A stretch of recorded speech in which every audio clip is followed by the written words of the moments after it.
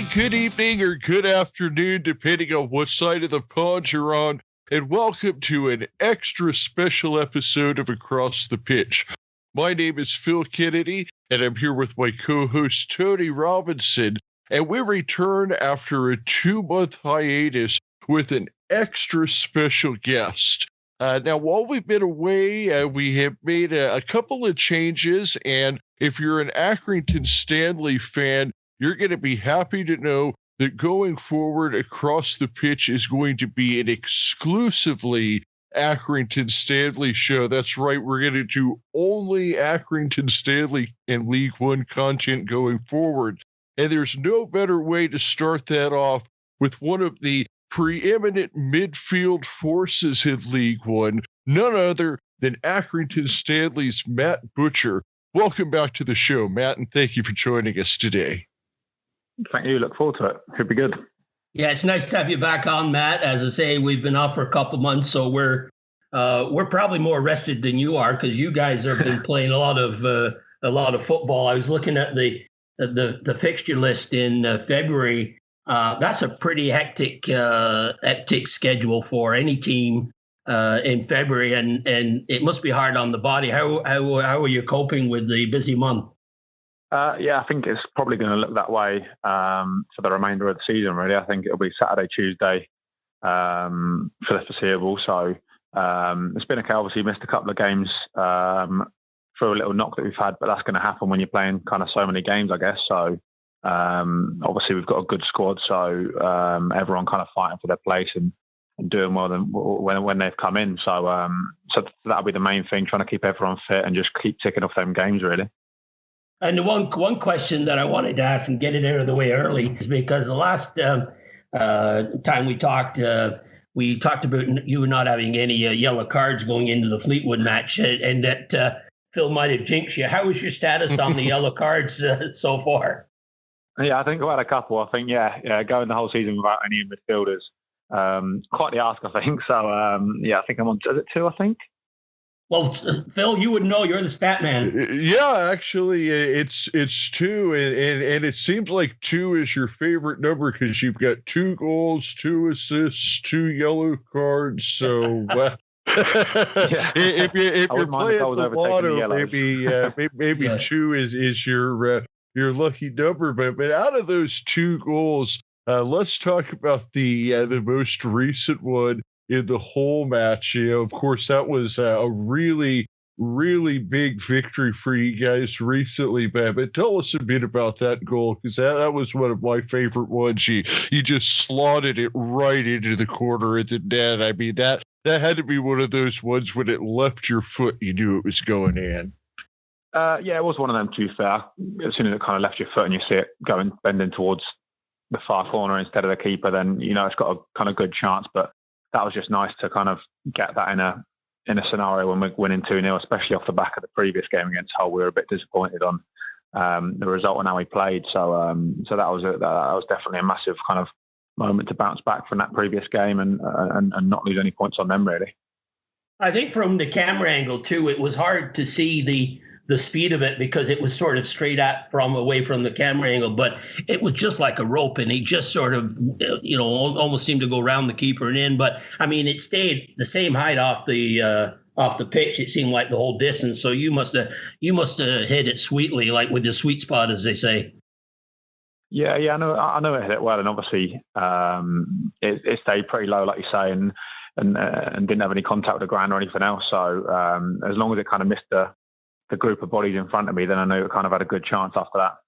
Going to the match you guys just had against Plymouth, how do you get over a match like that? Because as far as the stats are concerned, you had lots of chances, 20 shots at target, 20 shots and 5 on target, I should say, over 60% possession, and coming away without the points. How long does it take you to put that aside and then move on to the next match? I think that'll be kind of massive throughout the season. You're never going to go all the season with perfect results, perfect games of football. I think that's probably one of our better performances, creating chances, and we didn't seem to get the goals. So I think we can just take that confidence from getting them chances. Like you said, 20 shots on goal. If we can do better on we need to hit the target more, and we've looked at that already since then. So if we can just kind of keep doing that and keep getting them chances, I think we know we've kind of got the quality within the squad to score goals like we've shown against teams like Bristol Rovers. And if we can kind of keep replicating that amount of chances each game, then it puts us in great contention to win the game. How important is it after the match when John Coleman in his post-match interview comes out and talks about the quality of the performance and the belief and the attitude he has in the players? Is that as opposed to getting, sort of might be not say a rollicking, but sort of a depressing review of the match? How important is to have a positive comments like that from Coleman? Yeah, I think it's massive. Obviously, like I said previously, we've got so many games and we've got so many in quick succession. So it's not going to be perfect. We're going to have a couple of setbacks. So it's all about how you react to them. And if we can try and stay positive throughout that and keep doing the good things we're doing, then that's going to help us win games towards the end of the season. So we just got to keep this momentum going and keep the positive kind of spirit within the group as high as possible, really. I think with John Coleman, I think one of his most famous quotes is he always says, we don't get too up after a win, we don't get too down after a loss. And I think that mentality is so important, especially when you are playing so many games in a row like this. And, it's just that the nature of League One is, nobody is going to go 46-0-0. So how important is that just to kind of, keep the same mentality, whether it's a win or a loss week in and week out? Yeah, it's massive. Like you say, obviously, no team's going to go 46-0. So just really keeping that positive mindset and kind of how tight the league is. You've got another chance in 2 or 3 days to put that right. So any kind of setback, there's always a game around the corner that you can't wait to get into. I know the lads can't wait to get into Saturday's game, because kind of the feeling after the game was, we should have been able to get something out of that game. We should have been drawing or winning that game. So I know we all can't wait to get into Saturday's game. So there's no point then in any match so far, really, that you walked off the pitch and said, we can't beat those guys. I mean, you obviously got the attitude, not only yourself, but throughout the squad, that you can beat anybody. Yeah, definitely. I think we've shown that kind of, and in the same breath, every team's dangerous. So we believe we can beat everyone. You've seen the results kind of across the leagues, even at the top league, kind of the best teams in the world are getting beat. So the games have been very tight this season, and once we have gone ahead, we've done well at keeping lead. So I think that'll be massive for us this season. If we can keep going ahead, we know that we've been defending well, and we can kind of see out games. And you still got some matches in hand on, like you guys are in 8th and you're tied with Sunderland, still got 2 matches in hand on them. So it's not like this loss is sort of the sky is falling kind of scenario, because you obviously played well. It's just that, and as Coleman has said, it's there's a lot of luck involved and sometimes it's a game of inches. The free kick you guys did with Phillips hitting the crossbar and Colby Bishop just pulling it wide. It truly is a game of inches. Yeah, I think the 2 last results could be very different, like you said, in a matter of inches. So the games have been decided kind of that way most of the season. They've been tight games where the losing team in the games always had a chance of being in the game. So like you said, we just got to keep creating them chances. I think we can take positives from Saturday and bring that into the upcoming run of fixtures.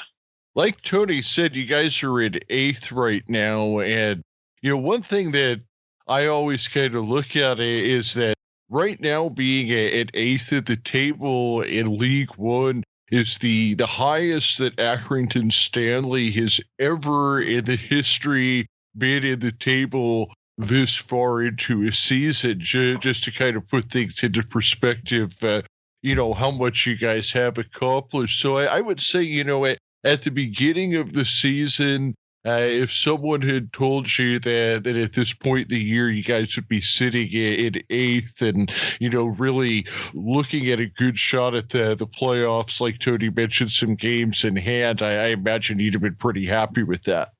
Yeah, of course. I think it's always in hindsight. You look back and you look at the games you've lost, and you look at the games that haven't gone quite to plan, and you want more. But don't get me wrong, we're still in a great position, and we've got a really kind of ambitious squad and ambitious players that want to be at this end of the table, and so far have done that. So we just need to keep that up and keep that same work rate and quality to keep us up there come end of the season. What about some of the new players that have come in? It's like you said, it's definitely clear that it's an ambitious team and that you guys are really going for it. How have the new guys worked in, and what kind of depth has that brought to the squad? Yeah, I think that's been great. I think they've been good since they've come in. You can see, obviously Adam played the last couple, and he's fitting well. He's nearly scored a couple.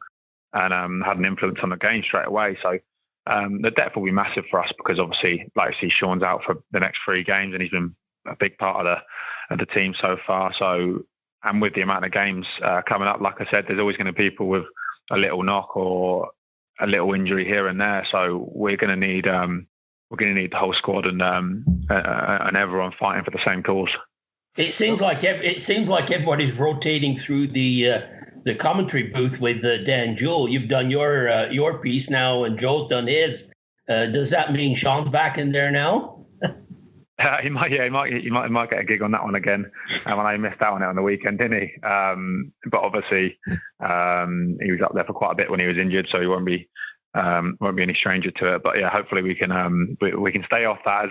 As good fun as it is when you're there, but you'd rather be out there playing, wouldn't you? Yeah. Now, one thing I want to do here is we'll get back to our regular football questions here, but we do have a segment in the show that it's called Peter's Corner, where Peter Latham, who of course is the president of the Accrington Stanley Supporters Trust and also arranges these interviews for us, he usually sends in a few questions, and he did send in a few for Matt today. So Matt, are you ready for Peter's Corner? Yeah, of course. All right. So his first one, he says that you're obviously a long way from friends and family in Hampshire. How have you settled into life in the Northwest in very challenging circumstances? Yeah, it's probably, in a weird way, it's probably made it a little bit easier, because the whole country are in exactly the same boat. Although I'm further away, I could be 10 minutes away and still not being able to see kind of loved ones and family. So that's probably made it a little bit easier. And with all the football going on, we've had games every single week. So that's the thing I've been missing kind of the most over the last few years, is the game. So as long as kind of that's going well and I'm enjoying my football, which I am, and that really does help kind of take your mind off kind of moving so far away. And obviously, like you said, difficult circumstances. Yeah, I imagine when you're playing that many games as you guys have been recently, it probably doesn't leave a whole lot of time. So now Peter's next question is, he says, do you feel you're now getting close to your best form after your long injury, or is there even more to come? I think so. I think I'm getting used to kind of games. I still think I can influence games more kind of with goals and assists. And I think that'll come. I feel kind of settled in the rhythm of games now, which I haven't had over the last kind of 2-3 years, like we spoke about before. So I think there is more to come. Hopefully I can start adding to my goals and assist tally, and hopefully leave off the yellow card tally a little bit. If they can move up separately, that'd be great. Well, speaking of settling into form, I know one of the things that we had talked about the last time we were on the show is that I guess the way for our American listeners to put it is that in American baseball, we have what's called a utility infielder, which means either you play second base or shortstop, and you can kind of play either of the middle infield positions. So you're a bit of a utility midfielder, and that you could play just about any of the midfield positions. But it does seem like you're kind of settling in and feeling most comfortable in that attacking role from what I'm seeing. Yeah. I think I'm kind of growing up. I've played a few different positions, and you learn kind of to be a bit of an all-round midfielder. I've really enjoyed playing in this attacking role so far, and I still feel like I can add more from that respect. I've always kind of scored goals throughout my kind of childhood and my career. Kind of obviously without the games, I've missed a lot of games through injury, but I've always felt like I can offer that attacking threat, and I'm looking to kind of do that more, working on kind of obviously shooting and getting in the box and latching onto crosses and stuff. So hopefully we can see more of that to get some more goals and assists to obviously help the team. Tony, you had a couple of questions there that you wanted to ask in lieu of the rapid fire, correct? Yeah. I got a couple of just sort of not football related questions, but I do want to focus back again after we've done, Phil, on the formations and the changes that John Coleman has made recently, and I want to get Matt's input on that. But we talked about not having a lot of downtime. When you get a day off, what do you do to relax, Matt? It's obviously difficult at the minute. You can't kind of go out and about and explore the area. But I do a bit of cycling. I quite like getting on my bike and having a little kind of most of the time it's recovery after games, just to have a little get something in your legs and get your body moving. There's a few nice kind of walks around the area.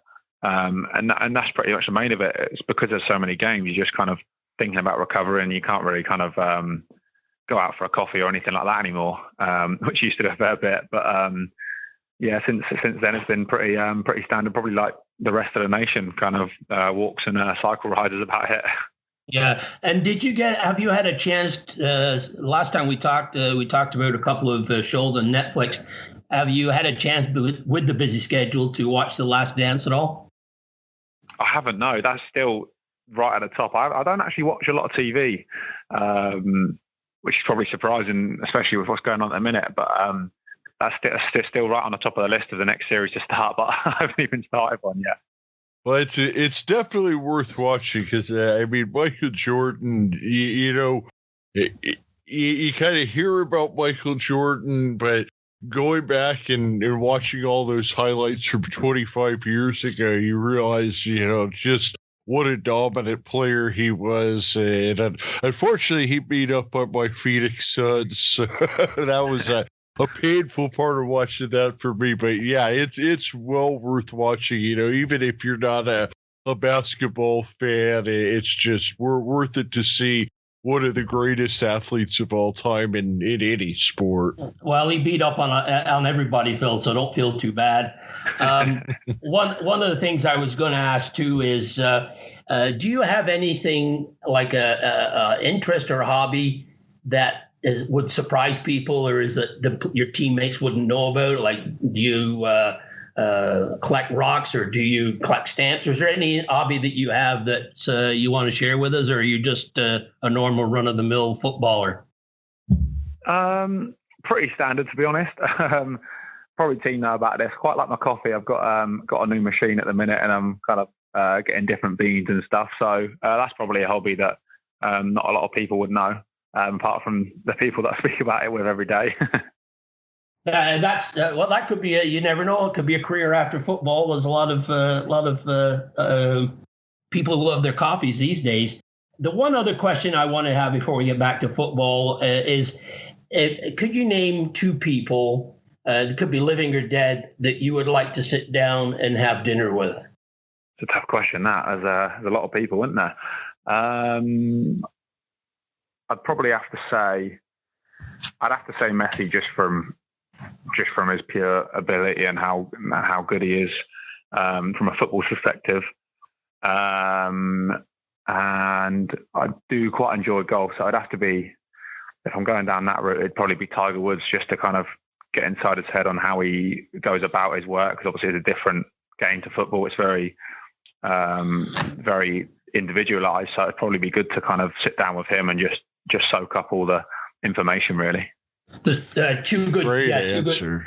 Yeah, and I think we won't count the interpreter you'd need for Messi, so he doesn't count. And no, I might put a few lessons for that. and Tiger, if you get a chance, there's a documentary that I watched about him, a 2-part one, and it goes into his rise and fall and return, and it's a good documentary to watch. Before we get back to football, there was one thing that the last time that we talked to Matt, it came up quite a few times, and I thought that maybe some people needed some clarification on the title of the previous episode. Do you remember that discussion, Tony?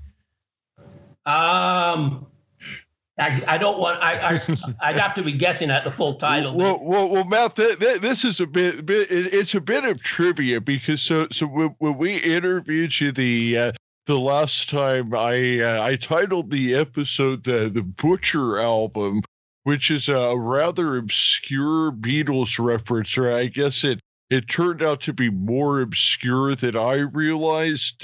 Had you ever heard of the Beatles Butcher album, or is that something you're familiar with? I haven't actually. No, that's new to me.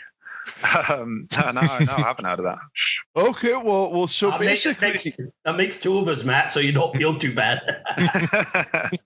So basically, what it is it was something where it was really controversial when the Beatles did it, and it actually it got pulled. It got pulled from store shelves because it was so controversial, and it's actually one of the rarest and most valuable Beatles original vinyls if you can get a hold of it. And so what it was the Yesterday and Today album, which it's actually a lot of the songs that were on the Help soundtrack. But so on what's called the Butcher album, on the album cover, it is the Beatles are wearing like meat cutters coats, which is why it's called the Butcher album.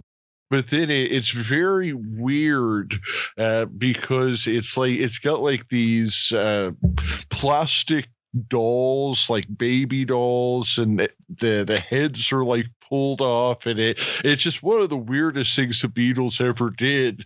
But one of the, I guess, the most famous thing that album cover is known for is that on that album cover, Paul McCartney is standing inside of a guitar case, and that's supposed to be like one of the signs that the original Paul McCartney is really dead, if you buy into that conspiracy theory. So that's kind of the whole history behind the Butcher album. Well, I'm not sure. A lot more complicated than I thought. I'm not sure I'm going to sleep tonight after that story, Phil. Okay. Thanks for that. Thanks for filling us in on that one. All right, back to football, Tony. Yeah. Well, the start of the season, Coleman had the 3-5-2 system, obviously with the wing backs up and down, and I thought at the time that it was maybe related to the personnel that he brought in, but he's changed systems now, obviously with the same personnel. He obviously feels comfortable being able to do that. How big of an adjustment is it for you? Well, you changed systems before the match, but during the match, Matt? Yeah, it's obviously different. We played 3-5-2 a lot of the season, like you said, and I think that was kind of important, especially at the start. We were quite a new team together, so to learn each other's games and learn what each of us needed from each other. And I think we spoke about over the course of the season that you might get pulled into a different position and you might have to go and press someone in your not in your specific area. So I think we're a lot better at kind of understanding everyone's game at the minute, which probably makes it easier to transition kind of mid-game or before a game into these different systems to kind of to help us in specific games against other people's different systems as well. Because I think a lot of the time now, people kind of know and try and stop kind of our strengths, because kind of how we started and the wins we've picked up. So sometimes there'll be games where we might need a change and need something different formation-wise to win the game. And I've noticed too, sometimes when you have that three at the back and the plays coming down on the one wing, obviously the wing back will drop back in that formation. And on the opposite side, the wing back has a tendency maybe to stay forward a bit more for the counterattack, which is something that you don't really get to see a lot of on the television, which leads me to my question about when you go into this 4-4-2 that well, I call it 4-4-2, but it's not really a 4-4-2 in the sense, because there's a variation in that, isn't there, Matt? Yeah, definitely. It's a bit of a diamond, I think. Obviously, Paul played just behind the strikers, and our midfield kind of setup was fairly similar. I think there's obviously a few differences off the ball, because you kind of need to get out wide at times to press and try and win the ball back. But like I said, I think everyone's got a lot better at knowing each other's jobs and learning each other's positions a little bit. So if you do get pulled in a different position, then someone's someone's going to be behind you, or someone's going to fill in for you. So we've had a good relationship so far, especially in kind of the middle of the pitch. We've kind of rotated that quite well. One other thing that's changed since the last time that we talked to you is at the beginning of the season, Toby Savin was in goal, and since then Nathan Baxter has taken the number one job, and both guys have really been outstanding. But to me, the biggest difference with Baxter is that he's just so much more aggressive in terms of playing the ball forward with his feet, attacking. He's the guy that's gonna get the ball out to the midfield, and he's, I guess, that sweeper keeper type of position more than anything else. So how does that change, having a keeper back there that's just so good with his feet, then where he's almost like having another defender back there? Yeah, I think to start with, both of them have been absolutely brilliant. I think the clean sheets and stuff that they've got from the games has been really good. Like I said, I think Nate's popped up with a couple of assists himself, hasn't he? The long balls. But yeah, he's been brilliant. He's obviously, as well, he's played a lot of football. He's been out on a lot of loans to gain some valuable experiences in kind of the men's game. So his decision making kind of on the ball is very good. And he's been superb since he's come into the side. And I think one thing Coleman said about Nathan Baxter, because when he came in, obviously he had to sit behind Toby because Toby was playing so well. And John said that he was very impressed with his attitude that sort of set the message out to the other players that, no matter who you are, if you've really got to have the right attitude and still work hard and wait for your chances and not sort of sulk around and not go 100% in training. So he obviously set a tone off the pitch as well as Matt, as Nathan. Do you think?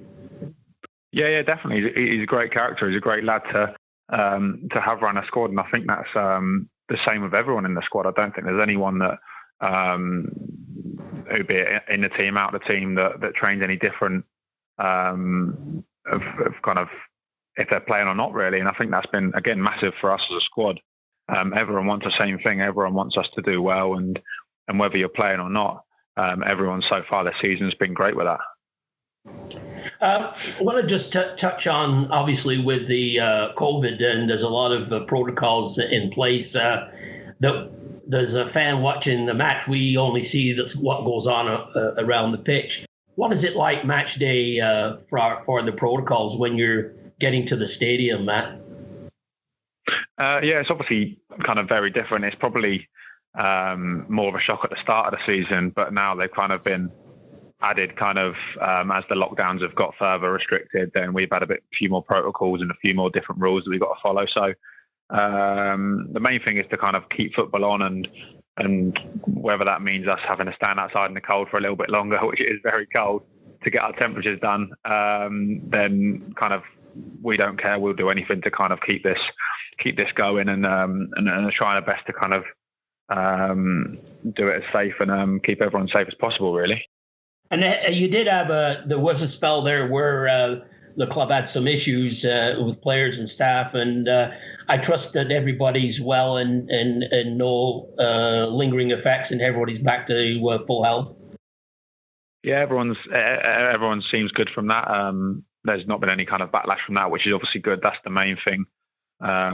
People's health and recovery after it. So luckily, all the lads and staff that had it have all made full recoveries and not had any kind of side effects off the back of it. How does this affect you for match day, like an away match? Like, say, for example, on Saturday, you're traveling to Lincoln. Would you go down the day of or across to Lincoln the day of the match now?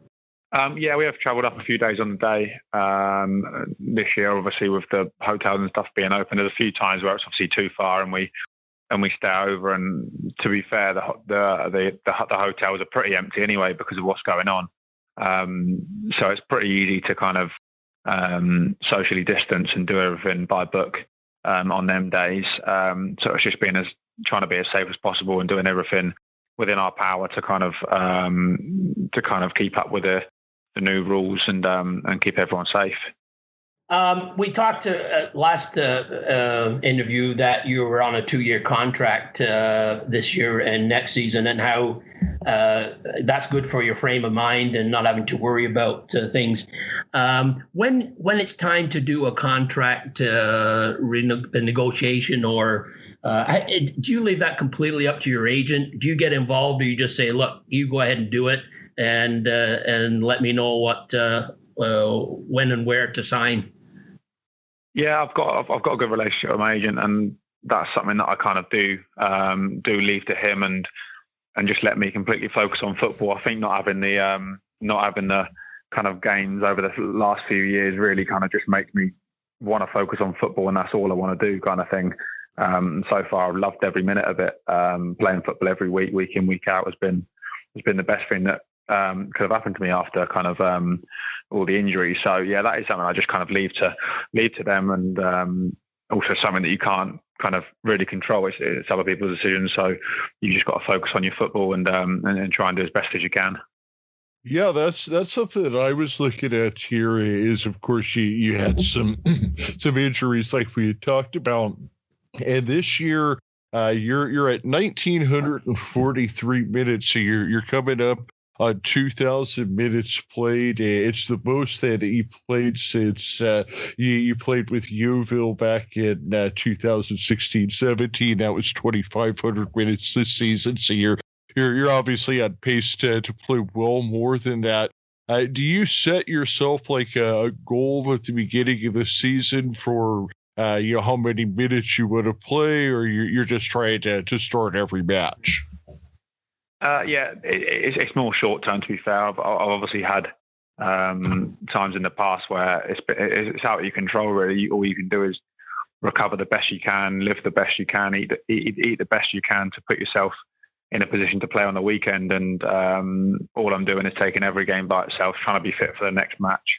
Because you can't really set targets in that respect, because like I said, there's so many things that can be out of your control. You don't want to have too many targets set that way. You just want to do the best you can in every kind of training session and game, and hopefully that's good enough and you stay fit. Well, you've definitely been effective this season, because one of the main numbers that I look at is what's called the plus-minus ratio, which is how many goals have been scored by the team while you're on the pitch versus how many have been allowed. Right now, you're a +9 on the season. The team has scored 33 goals while you've been on versus only 20 conceded. That's one of the best numbers on the team. So that's something where when I see that tells me you're really contributing on both offense and defense. So that's something where give yourself a hand on that, because that's to me that's the most important number in football, is that plus minus, because it's all about scoring more goals than the other team at the end of the day. Yeah, definitely. I didn't know that before you said it. So obviously that's the main aim, to get as many goals regardless. I don't really, if we win a game, no one cares who scores as long as we kind of get the result we want. So if that can continue, that'd be great. Yeah, I mean, I think I don't remember what manager it was. Tony might know this. I know that it's some manager had said that there's usually 5 players that are involved with scoring any given goal, in addition to the guy that actually kicks it in. So, it sounds like you're one of those 5 guys that's part of that process of scoring the goal quite a few times this year. Yeah, that's a good start. Didn't know that before you said it. If over here in North America, the hockey has a habit of, because there's only 5 players on the ice plus a goalkeeper, they have the habit of giving 2 assists out. I think if they did that in football, your stats would be a little higher, Matt. So, but anyway, I think stats. It's nice to know those things, but obviously, at the end of the day, if you're doing your job and you've got the right players around you and the right system and the right manager, then those things should really fall into place as long as you're giving 100% each match. Yeah, I think so. I think the squad's done that so far. I think the goals have been shared out a fair bit. We probably would kind of want more goals from midfield, like we've talked about. But at the end of the day, like I said before, I don't care who scores. If we can get 3 points every week, that'll do me just fine. Yeah, I think consistency is a big word that, we talk about. And with the injuries and with suspensions and what have you, it's not always, and the number of matches, obviously, it's not always easy to have the same team week in and week out. But it's the consistency and the performance of each player when they come in that if that's there, then, you don't miss a beat. Some of the time it's bouncing on the wrong side of the post, but as long as the effort's there and the chances are coming, you're in every match, aren't you? Yeah, I think that's the biggest thing. And like I said, obviously, even though we lost, we had so many chances, and we know if we create that many chances, then sooner or later we will score more than we did. So that is a massive thing. The problem becomes if the chances dry up and you're not. One of my favorite questions to ask when we get to this point of the season, because you've kind of seen all the other teams, for the most part at least, once, is so who are some of the strongest opponents that you've played against this season? Who's given you the toughest time, both in your individual matchups and what have been the toughest sides that you've played against so far this year? It's tough. I think there's been a lot of tough opponents, and I think they've been very different games. I think you just look at the 2 Plymouth games and the kind of sustained possession they had in the last 20 minutes of that game. That was probably the toughest period in a game where we felt we were under the cosh and having to defend loads and obviously concede a couple of goals off the back of it. And then you look at this game and it was kind of flipped on its head, especially the second half. We were the more dominant team on the ball and creating loads of chances. So it really is kind of changed a lot. And it's the same with Hull, really. We went there and we found it really tough at their place. They were a very good side. And then they come to our place and we kind of dealt with that a lot better. So I think the biggest thing is, like you said, we've probably seen most of the teams in the league and kind of not fall into the trap that they're going to be the same games. We've got to kind of prepare to them differently. Now we know what they're about and what their strengths and weaknesses are. And try and take that to an advantage like we did against Hull. The one thing I'm looking at the home and away tables, this is something that surprised me because with Lincoln being in first place, they're actually their home form is only 10th in the league, and their away form is their number 1. But they have lost 5 matches out of 13 at their stadium. So it's not a team that. You can't sort of overcome at their stadium. There's obviously signs there that teams can go after them at their home stadium. Yeah, and I think we believe that we're good enough and we have the players to beat anyone in the league. And I think a lot of teams are similar in their approach. So we'll definitely be looking to go there and take the game to them and fully believe that we can come out of a win. Yeah, I just got one more that's I just wanted to get Matt's opinion on. So One thing that surprised me this season, Matt, I thought that because of COVID and the pressures with finances, that teams wouldn't be releasing managers or getting rid of managers. And lo and behold, we've had 9 teams, 2 teams twice that have let their manager go this season. That surprises me. Is that something that, as a player, that you're aware of, or does that surprise you that number is that high? It's probably not something that I was too aware of. I didn't know it was that many. It's like you said, it seems quite a lot. But I think that comes with probably the strain of the season, really. There's so many games, and it's probably hard to kind of fix ruts or change change too much with all the games coming up. You probably get less time on the training pitch. I don't know if that kind of has any effect because of the amount of games, but that is a stat that shocks me. But it's not something you kind of think about as a player. You just think about the team and doing the best. And I think everyone's in the same boat. Kind of all the staff and the management here are completely on the same book as all the players, and we're all pulling together to do the same thing, really. Yeah, I think that's. I was going to say, I think that's a nice thing about playing for Accrington Stanley is you know who your manager's going to be, because John Coleman, he's not going anywhere. Yeah, no, he's been obviously brilliant since I come in, and he has a way of kind of getting everyone, like I said, on the same page. If you're playing or not, then everyone's attitude's been top class, and that's probably the reason why we are where we are at the minute and got this chance to really kick on from that. Yeah, that's great. Yeah, I think that's a great thing to kind of finish up with. So, I mean, you guys are obviously in position in 8th, and you know, like you said, with those games in hand, where you're really going to hit this last few months of the season with a good chance to make a playoff push. So, is it something where you guys are just kind of looking at the next match on the schedule, the proverbial one game at a time, or are you guys really starting to talk about, you know, hey, we're going to do this thing, we're going to get in the top 6? Yeah, I think the problem is with that answer that it is probably the correct thing to do. Just take every game by itself and focus on that. But at the same time, we don't want to come out of the season not acting on this opportunity. So I think it's definitely something that we talk about and something that we all want as a team to pull together and achieve something great this season. But we can only do that by ticking off the games, ticking off the points, and really using these kind of games in hand to our advantage.